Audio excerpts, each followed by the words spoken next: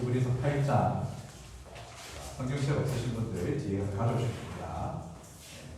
설교 중에 성경책 찾아볼 거기 때문에 성경책 없으신 분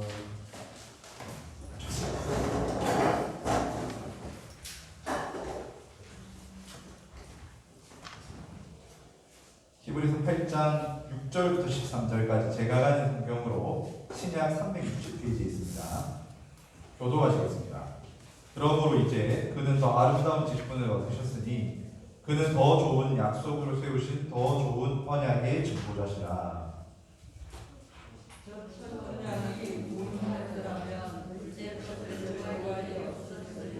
그들의 잘못을 지적하여 말씀하시되 주께서 이르시되 볼지어다 날이 이르리니 내가 이스라엘 집과 유다 집과 더불어 새 언약을 맺으리라.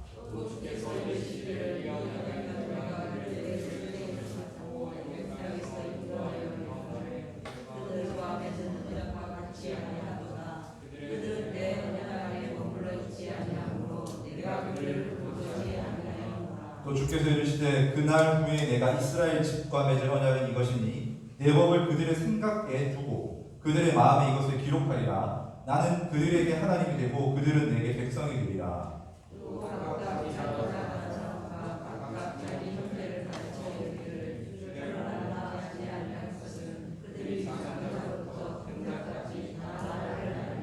내가 그들의 불의를 긍휼히 여기고 그들의 죄를 다시는 기억하지 아니하리라 하셨느니라. 새 언약이라 말씀하셨음에 첫 것은 낡아지게 하신 것이니 낡아지고 새하는 것은 없어져 가는 것입니다.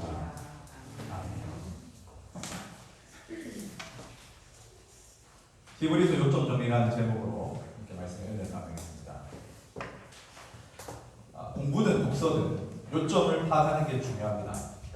공부를 망치는 지름길은 공부 못하는 비결이 뭐냐면 책을 딱 샀을 때 첫 단어부터 모든 내용을 외우려고 하는 겁니다. 그런 거 있죠.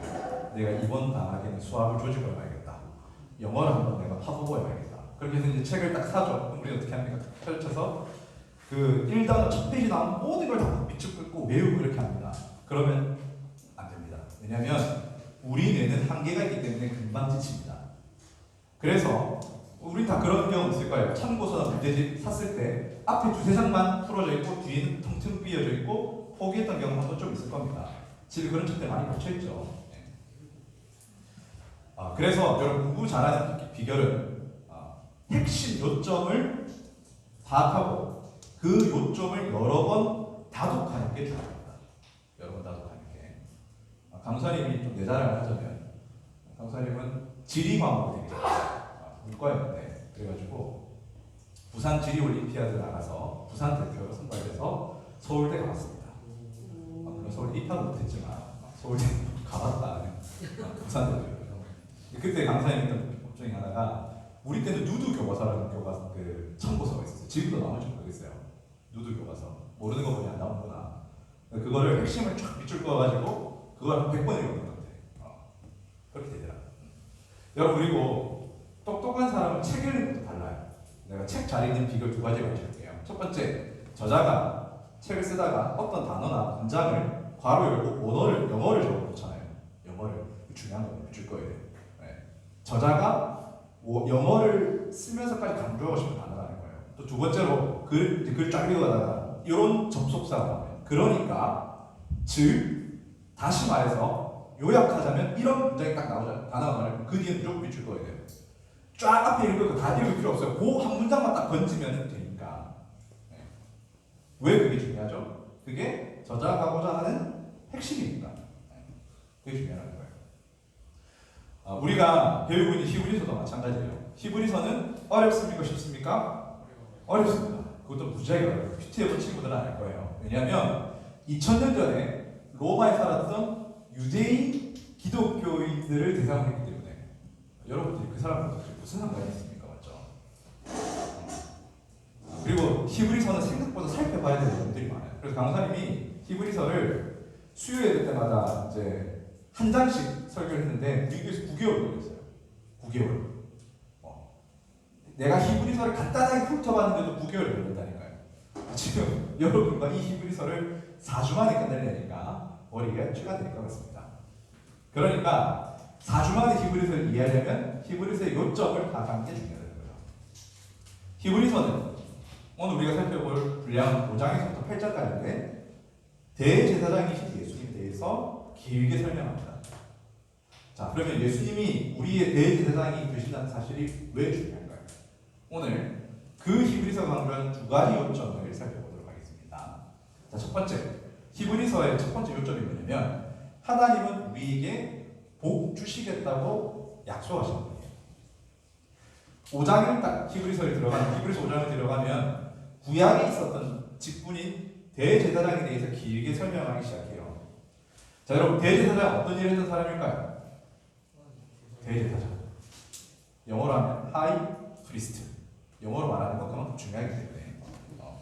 대제사장은 어떤 역할을 했냐면 다양한 역할을 했는데 가장 핵심적인 역할은 좀 어려운 단어인데 받아 적으세요. 언약의 중보자예요. 언약의. 미리 말할까 깜빡했는데 제가 좋은 아이템을 하나 물어봤습니다. 우리 교단 신문인 기독교보에 중고등부 설교 노트를 제출하면 문화상품권을 준대요. 지금 보니까 되게 경쟁자가 없어요. 4명 다 낼 것 같아. 잘 적으세요. 내가 해서 오면은 5대5 합시다. 자, 대제사장이 왜 중요하냐? 언약의 중보자라는 거예요. 더 쉽게 말하면 하나님과 이스라엘이 약속을 맺었는데 그 약속을 화해시켜주는 역할이라는 거예요. 하나님과 이스라엘을 화해시켜주는 역할이 대제사장의 역할이라는 거예요. 자, 그래서 중요한 것은 하나님은 구약의 교인 이스라엘 백성들과 약속을 맺었어요. 그런데 문제는 이스라엘 백성들이 하나님과 약속을 잘 지켰다 안 지켰다? 늘 약속을 어겼다는 거예요. 누구처럼? 우리처럼. 자, 그럼 여러분 먼저 하나 집어넣어야 될 게 하나님은 교회에 어떤 약속을 하셨을까요? 이게 중요합니다. 하나님이 교회에 어떤 약속을 하셨는가? 이거 모르고 신앙생활하면 안 돼요. 우리 히브리서 6장 13절 14절로 갑니다. 히브리서 6장 13절 14절. 다 찾았으니까 같이 읽어볼까요? 하나님이 아브라함에게 약속하실 때에 가리켜 맹세할 자가 자기보다 더 큰 이가 없으므로 자기를 가리켜 맹세하되 이르시되 내가 반드시 너에게 복주고 복주며 너를 번성하게 하고 번성하게 하리라 하셨더니. 아멘. 어떤 약속을 하세요? 아브라함은 교회의 대표입니다. 교회에 어떤 약속을 해주셨죠? 복 주시고 너희를 번성하게 하겠다는 약속을 주셨다는 거예요. 자, 여기서 보면 복 주고 복 주며 번성하고 번성하게 하겠다. 이 동사를 두 번 반복하는 것은 하나님께서 교회에게 복을 주신다는 내용이 확실하다는 것을 강조하기 위한 거예요. 자, 그런데 하나님이 자기 백성에게 얼마나 복을 주기를 원하셨는지, 이게 진짜 중요해요. 얼마나 복을 주기를 원하셨는지 13절을 보면은 우리가 약속할 때 보통 맹세를 하죠. 맹세할 때는 자기보다 큰 사람을 걸고 맹세합니다. 예를 들어서 수아랑 서영이가 약속을 해요. 근데 이런 내가 내 동생을 걸고 맹세하는데 효과가 없죠. 동생은 뭐 받아주는 건 맞죠. 그럴 때 어떻게 하죠? 이제 내가 우리 부모님 이름 이런 걸 하지 맙시다. 말하면 내가 부모님을 보고 맹세한 이런 식으로 높은 사람을 불러서 맹세하잖아요. 여러분, 하나님과 이스라엘 하나님과 교회가 약속을 맺는데 하나님보다 높은 존재가 있습니까 없습니까? 없어요. 그러니까 하나님이 맹세할 때 누구를 가리켰다? 자기 자신을 불러서 하나님이 내가 하나님됨을 걸고 약속하는데 내가 너에게 반드시 복주고 반드시 너를 번성하게 하겠다. 지금 하나님 그걸 얘기하십니다. 여러분, 그만큼 하나님이 교회에게 복주시기를 원한다는 거예요. 그만큼 하나님이 여러분들을 복주시고 여러분들이 번성하게 되기를 원하신다는 거죠. 여러분, 그런데 우리가 알다시피 구약의 교인 이스라엘은 하나님의 약속을 믿었다 끊임없이 안 믿었다는 거예요. 끊임없이 하나님의 약속을 믿지 않고 하나님을 벗어나려고 했고 하나님보다 우상과 죄를 더 사랑했다는 거예요. 그래서 대제사장이 필요했다는 겁니다. 이스라엘이 사고쳐서 하나님과 약속이 깨어지면은 대제사장은 죽어마땅한 이스라엘 대신 짐승을 가지고 와서 그 짐승을 죽여 그 피로 제사를 드려서 하나님과 이스라엘의 관계를 화해시키는 역할을 했다는 거예요. 자, 대제사장 중요합니까? 안 중요합니까? 엄청나게 중요한 역할이에요. 자, 여기서 우리가 알 수 있는 히브리서의 첫째 요점은 하나님은 교회에게 복 주시겠다고 약속하신 분이에요.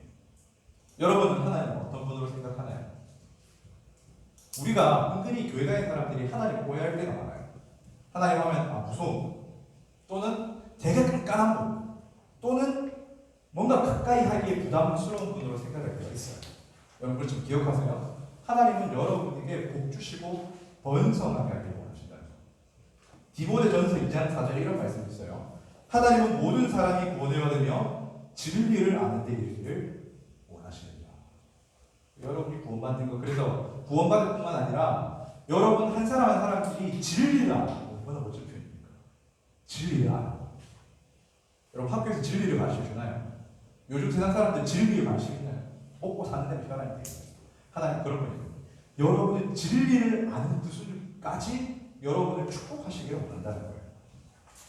여러분 그래서 자 여러분에게 물어볼게요. 제가 강도사에서 목사가 되고 난 후로 예배 시간에 달라진 한 가지가 뭐가 있습니까?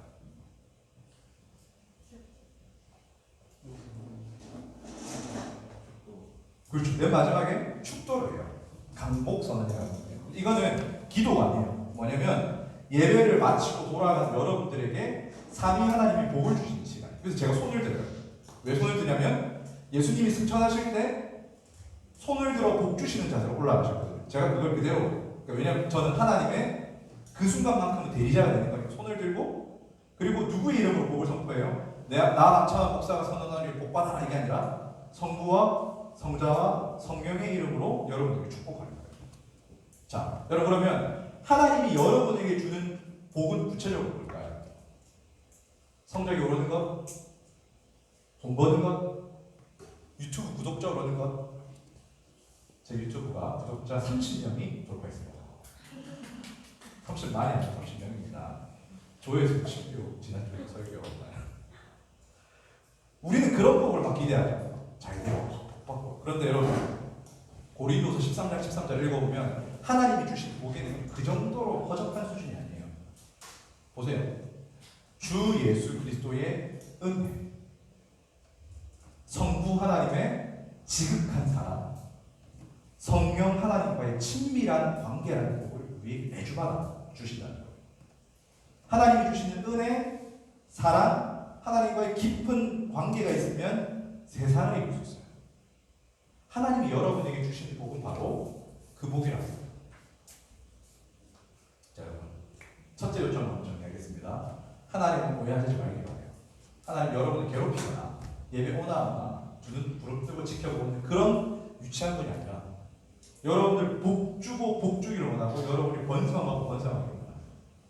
그래서 여러분이 허망한 세상, 거짓말만 있고 진짜 별 쓰잘데기 없는 이슈 만들어서 그걸로 돈 벌어먹고 살려는 사람들로 가득 찬 이 세상에 그렇게 허접하게 살아가는 인생들이 아니라 진리를 아는 인생, 삼위 하나님과 동행하는 그런 인생이 되게 하길 원하신다는 거예요.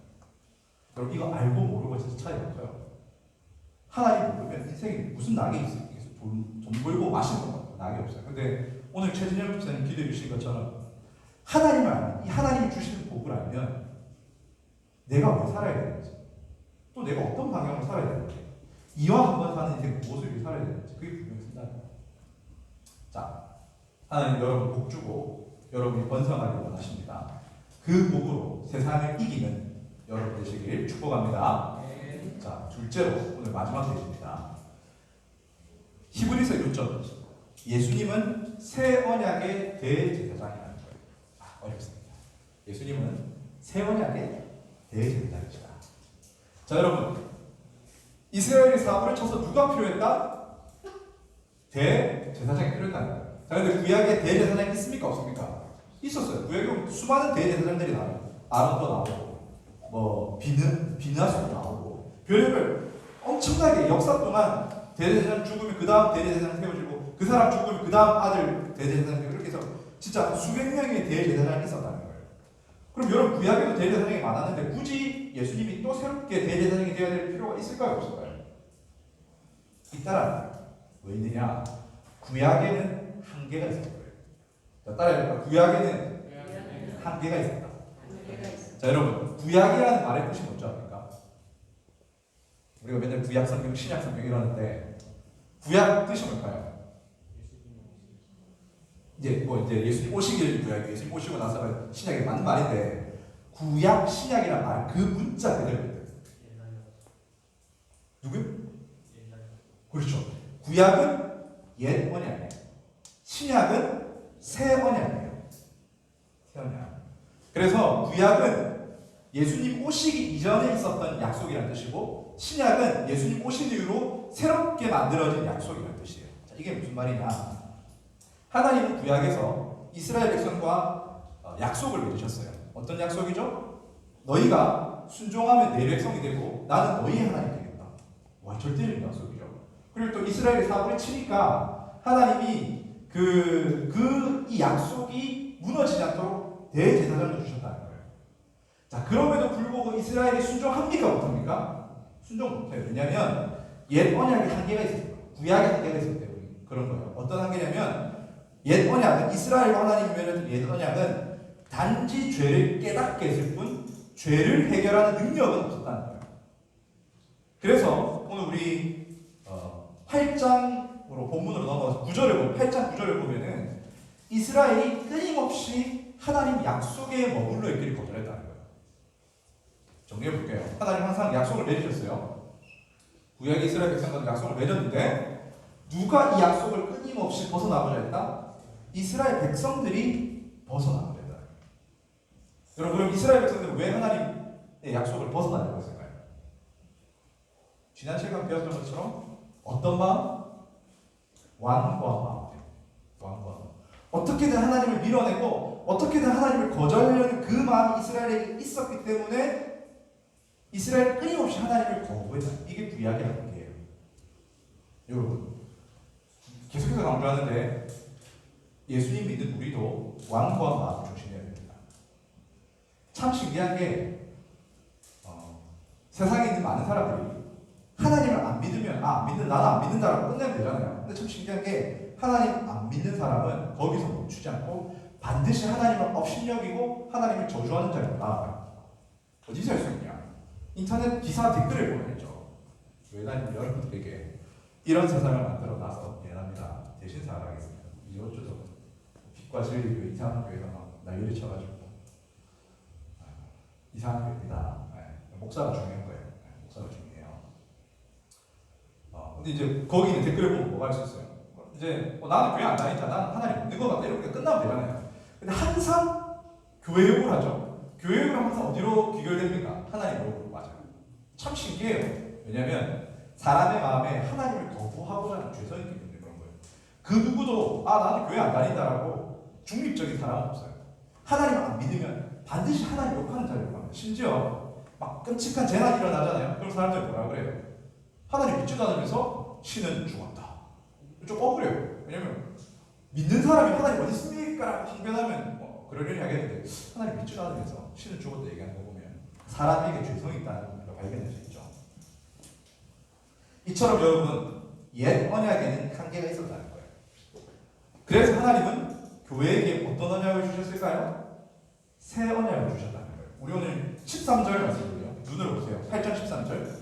새 언약이란 말씀을 했습니다. 이제 옛 언약은 한계가 있고 그것은 낡아지고 사라지는 것이라면 하나님이 정말로 우리에게 주고 싶었던 것은 어떤 언약이다? 새 언약이라는 거예요. 그래서 하나님은 교회에게 새 언약을 주셨다는 거죠. 그래서 자, 저와 여러분은 옛 언약을 받았습니까? 새 언약을 받았습니까? 새 언약을 받았다는 거예요. 새 언약을. 자, 그렇다면 여러분 새 언약이 뭘까요? 새 언약. 우리 오늘 본문의 8장 10절 말씀 한번 같이 읽어보겠습니다. 또 주께서 이르시되 그날 후에 내가 이스라엘 집과 맺을 언약은 이것이니 내 법을 그들의 생각에 두고 그들의 마음에 이것을 기록하리라. 나는 그들에게 하나님이 되고 그들은 내게 백성이 되리라. 아멘. 새 언약은요, 제가 새 언약만 가지고 한 1년 설교했을 것 같은데 그럼 여러분 힘들잖아요. 딱 두 가지로 먼저 좀 얘기하겠습니다. 새 언약의 내용이 뭐냐? 첫 번째는 하나님이 말씀을 주시는데 그 말씀이 어디에 새겨진다? 사람의 마음에 새겨진다. 옛 언약에서는 하나님의 말씀이 어디 있었죠? 돌판이나 책에 있었어요. 그러니까 하나님 말씀을 배울 때 이게 진심이 아닌 거예요. 그래서 새 언약, 하나님과 새 언약의 관계가 되면은 하나님의 말씀 우리의 마음에 심겨져서 우리가 죄짓거나 우리가 하나님 벗어날 때마다 말씀에 우리 마음에 심겨진 그 말씀이 우리 마음을 충만하다는 거예요. 한 번씩 이런 경험 있을 거예요. 죄 지으려고 하는데 갑자기 성경 구절 딱 떠올라요. 이거 지금 떠오르면 안 되는데 갑자기 떠올랐어. 죄를 지을 수 없어. 어떡하지? 이러면서 돌아가요. 어디에 말씀이 새겨져 있어요? 마음에 새겨져 있어요. 두 번째는, 새 언약의 두 번째 특징은 뭐냐면, 우리 마음에 새겨진 말씀이 있어도 우리는 말씀을 잘 순종합니까? 불순종합니까? 마음의 가책을 받아도 불순종하는 게 우리 악한 본성이에요. 그래서 새 언약의 두 번째 특징은 뭐냐면, 하나님의 영, 성령 하나님이 우리 마음 가운데 오신다는 거예요. 1차적으로 찔림을 받은 죄 지으려고 하는데 그래, 그 말씀 떠올라요. 새 언약의 두 번째 은혜 유익은 뭐냐면 그 마음 가운데 성령께서 능력을 불어넣으세요. 은구야, 그러면 안 되지. 우리 한번 다시 한번 생각해보자. 그래서 예전 같으면 죄를 즐기고 은밀하게 죄를 따라갔어야 되는데 그게 안 돼요. 이런 놀라운 역사. 이게 새 언약이라는 거예요. 근데 여러분, 히브리서에서 강조하는 두 번째 포인트, 정말 중요한, 가장 중요한 건 뭐냐면, 여러분, 구약 옛 언약에는 대제사장이 있었습니까? 없었습니까? 있었어요. 부족한 죄인이니까 하나님과 화해시키는 대제사장이 필요했어요. 그러면 자, 새 언약을 우리가 받았어요. 그럼 우리가 새 언약을 가지고 하나님께 바로 나아갈 수 있습니까? 없습니까? 우리 완벽합니까? 부족합니까? 부족해요. 우리 죄의 유혹 받습니까? 안 받습니까? 그럼 여러분, 새 언약에도 누가 필요할까요? 대제사장이 필요하다는 거예요. 그런데 우리에게 대제사장이 있다 없다? 자, 여러분, 우리 교회 대제사장 누가 맡고 있습니까 지금? 윤규야, 우리 교회 대제사장 누구야? 나 아니야. 나 대제사장 아니야. 우리 담임 목사님도 아니에요. 본 적 없어 우리 교회 대제사장. 늘 우리 교회 이렇게 왔다 갔다 하시는데. 그 대제사장이 누구냐? 예수 그리스도라. 그분이 예수 그리스도라. 자, 그래서 여러분, 히브리서에 여러분이 평생 기억했으면 좋겠는데, 히브리서가 강조한 둘째 요점이 뭐냐? 우리는 지금 하나님과 새 언약의 관계로 맺어졌는데, 그 언약이 이루어지도록 우리의 화해자, 우리의 대제사장으로 누가 계시다? 예수님. 여러분, 이게 엄청난 특권이에요. 이게 엄청난 능력이에요. 왜 그런지 설명해 줄게요. 왜냐하면 예수님은 구약의 대제사장보다 훨씬 뛰어나신 분이라는 거예요. 자, 구약에도 위대한 대제사장들이 있었어요. 근데 그 사람들은 의인이었습니까? 죄인이었습니까? 죄인이었어요. 그 사람들은 죄인이었어요. 그런데 여러분, 예수님은 죄가 있습니까? 없습니까? 없으세요. 구약의 대제사장들은 대단한 사람들이었지만 죽습니까? 안 죽습니까? 죄 때문에 죽어야 되는 유한한 인간들이었어요. 그런데 예수님은, 부활하신 예수님은 다시 죽습니까? 안 죽습니까? 안 죽으세요. 그분은 영원히 우리의 대제사장 직분을 행하시는 분이에요. 마지막으로, 구약의 대제사장들이 하나님과 화해시키기 위해서 잡았던 제물이 뭐죠? 짐승이죠, 짐승. 짐승은 완벽합니까? 흠이 있습니까? 흠이 있어요. 어떻게 짐승의 피가 사람이 저렇게 깨끗하게 할 수 있겠어요? 잠깐 가려놓는 것밖에 안 돼요. 그런데 우리의 대제사장인 예수님은 하나님과 우리를 화해시키는 제사의 제물로 뭘 바치셨죠? 자기 자신을 바쳤어요. 자기가 십자가에서 피 흘리고 자기가 자기 몸을 찢음으로 하나님과 우리 사이를 화해시킵니다. 자, 여러분, 히브리서가 강조하는 이거예요. 다시 옛 언약의 유대교로 돌아갈 필요가 없어요. 하나님은 더 확실한 새 언약을 우리에게 주셨고, 가장 완벽하신 대제사장 예수님, 영원하신 대제사장이신 예수님을 우리에게 보내주셨다는 거예요. 예수님이면 충분해요. 예수님이면 우리 구원이 가장 확실하다는 거예요. 여러분, 그래서 어려운 표현이지만 여러분 이해하기 바랍니다. 교회는 대제사장 예수님으로 말미암아 하나님과 새 언약으로 맺어져 있다라는 사실을 기억해야 됩니다. 교회는 그냥 친목 동맹이 아니죠. 자, 여러분, 그런데 구약의 이스라엘 백성들이 그랬던 것처럼 오늘날도 하나님과의 약속, 하나님과의 관계, 하나님 우리에게 베풀어 주신 새 언약에 아무런 관심 없는 사람들이 너무 많아요. 너무 많아요. 어른들 중에 이런 사람들이 훨씬 더 많아요. 여러분, 강사님이 사역하다 보니까 참 하고 싶은 말 이까지 나오는데 차마 말하지 못할 때가 많아요. 어떤 경우냐면 교회를 오는데 이 사람의 목적이 너무 빤하게 보여요. 교회 오는 목적이 인맥을 넓히고 또 인간적으로 좋은 관계를 쌓고 또 어떤 사람들은 교회에 영업하는 사람들도 있어요. 차마 내가 말을 못하겠어요. 차마. 강사님이 간접적으로 경험했던 이유 중 하나가 동네에 커다란 뷔페가 하나 생기잖아요. 뷔페가 하나 생기잖아요. 그럼 그 사장님은 그때부터 교회 그 지역에 있는 교회 5군데, 6군데 정도에 가서 3가지 등록을 해요. 왜 할까요? 교회에서 결혼식 하면 어디 뷔페로 와라? 우리 뷔페로 와라. 이런 분들 신앙생활 잘 하실까요? 아무런 관심이 없어요. 그냥 한 달에 한 번, 2달에 한 번 이렇게 순회하는 거예요. 6교회를. 내가 이 교회 소속입니다. 내가 이 교회 성도입니다. 결혼식 나면 어딘지 알죠? 이런 식이에요. 강사님께서 뷔페 사장님 전화를 받았는데 하고 싶은 말 여기까지 있었지만 교회의 유익을 위해 참았어요. 얼마나 비참합니까? 얼마나 비참해요. 하나님이 베풀어 주신 세원약과 그 유익에 아무런 관심 없는 것 얼마나 비참합니까? 여러분 어른들만 그래요. 우리 10대들도 그럴 수 있어요. 여러분들도 그럴 수 있다는 거예요. 교회는 오지만 엄마가 오라니까 어쩔 수 없이 와서 하나님과의 맺은 약속에는 조금도 관심 없을 수 있어요. 아니면 뭔가 교회니까 얻어가는 게 있으니까 뭔가 교회니까 뭐 예쁜 누나가 있다든지 잘생긴 오빠가 있다든지 그러면서 여러분 잔디들이 좋죠. 그런 거 없이도 교회 나오니까. 또는 뭔가 교회가 얻어가는 게 있으니까 나오는 그런 친구들도 있다는 거예요. 그런데 여러분 잘 생각하면 고작 그것 때문에 하나님과의 세원약이 하나님과의 그 친밀한 관계에 관심이 없다면 그래서 영원히 하나님과의 그 하나님 주신 유익을 놓친다면 그건 정말로 비참한 일이 될 거예요. 말씀을 믿겠습니다. 교회는 친목 동아리가 아닙니다. 교회는 또 어쩔 수 없이 의무적으로 나와야 하는 여러분 위탁기관도 아니에요. 교회는 하나님이 베풀어 주시는 새 언약의 유익을 누리는 공동체예요. 말씀이 마음에 새겨져서 죄를 분별하고 세상이 얼마나 허망한지를 깨닫는 유익이 있는 곳.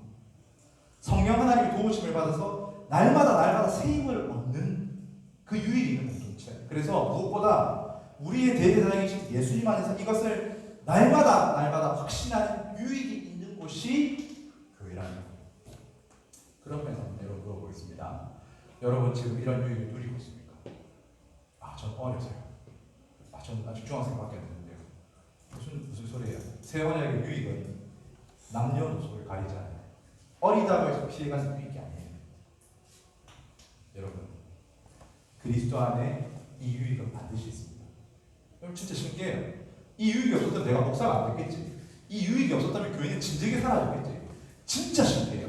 말씀처럼 하나님이 이 히브리서 말씀 새 언약처럼 말씀이 사람의 마음에 심겨져요. 문득 그 말씀이 나를 일으켜 세우고 그 말씀이 나를 걸어가게 만들어요. 진짜 힘이 오고 정말 낙심되고 정말 좌절하는데 기도하니까 성령 하나님께서 마음을 그 새로운 뭐라 해야 될까요? 심령을 새롭게 한다. 그러니까 새 힘을 막 불어넣어 보세요. 무너졌던 사람이 일어나서 걸어가요. 그리고 예수 안에서 이 유익이 있다는 게 부인되지가 않아요. 교회 다니면서 이 유익을 못 누리면 정말 비참한 겁니다. 여러분, 이 유익을 누리시는 저와 여러분 되시길 주님 이름으로 축복합니다. 이 시간 찬송가 208장 찬양하면서 하나님께